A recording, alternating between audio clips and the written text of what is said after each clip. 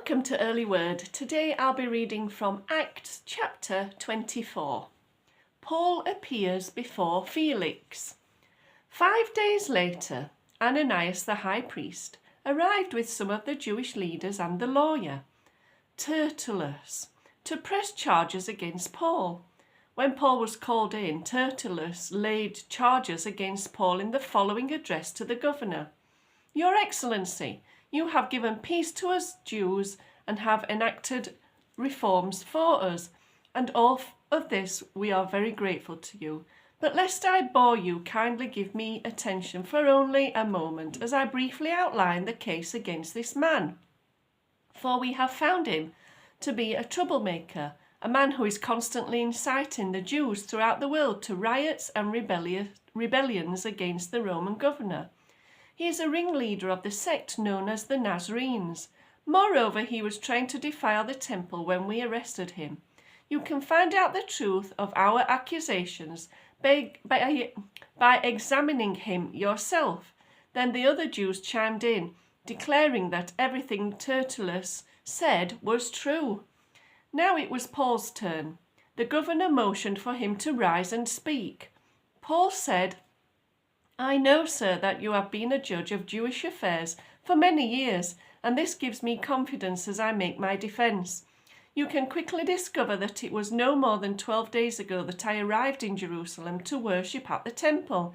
I didn't argue with anyone in the temple, nor did I incite a riot in any synagogue or on the streets of the city. These men certainly cannot prove the things they accuse me of doing. But I admit that I follow the way which they call a sect. I worship the God of our ancestors, and I firmly believe the Jewish law and everything written in the books of prophecy. I have hope in God, just as these men do, that he will raise both the righteous and the ungodly.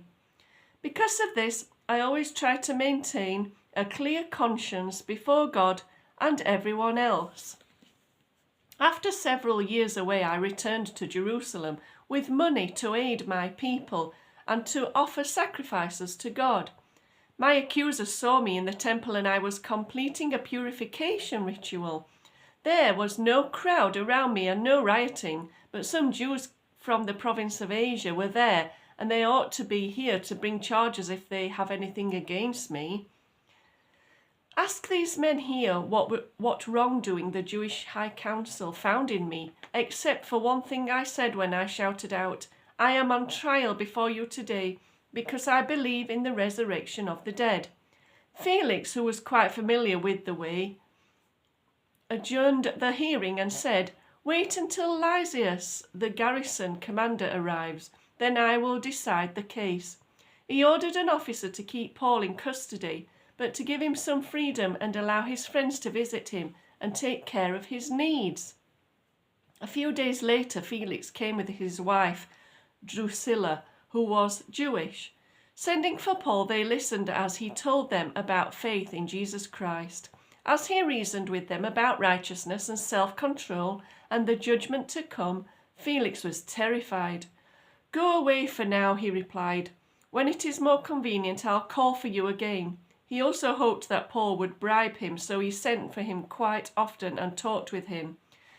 2 years went by in this way. Then Felix was succeeded by Porcius Festus, and because Felix wanted to gain power with the Jewish leaders, he left Paul in prison. Tune in next time for chapter 25.